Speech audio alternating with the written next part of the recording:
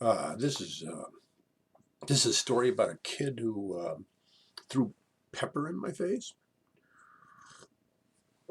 I was just like 13 years old, and I didn't wear any glasses in those days, so my eyes were.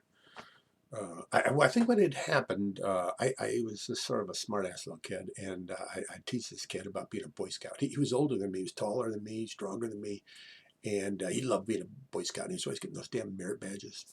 And I would tease him about these things. And well, what is up with you guys in camping? What the hell? Yeah, in those tents, just you guys in the tent, and what do you guys do in those?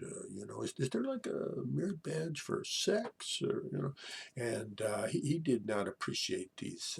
I was like dishonoring the Boy Scouts, I think, in his mind. He was like brooding about this. And I was younger than him. I mean, how did I get off? Who was I? Was like nobody. I didn't have any merit badges. They wouldn't even let people like me in the Boy Scouts. He was pretty sure.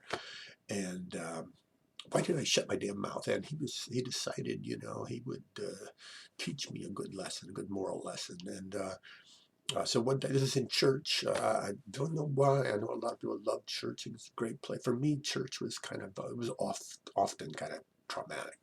So I was coming around. I think I was like trying to go to a restroom or something. I was coming around a corner, and he was right on the other side of the corner. And what he had done is he had gone into the church kitchen, and he got one of like rectangular tins of pepper, and he had filled his hand with it. Just like a big handful of this black pepper.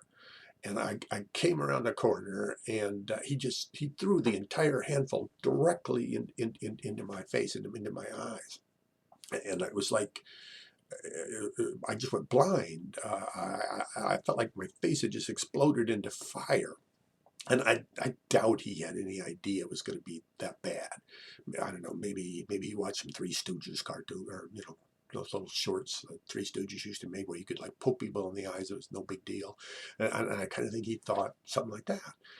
And uh, I screamed. My whole face was like the pepper had embedded itself in my cheeks and my eyeballs. And people came, and everybody was yelling. And my mom came, and she was terrified. She thought I was going to go blind. The pepper was like caked in on top of my eyes.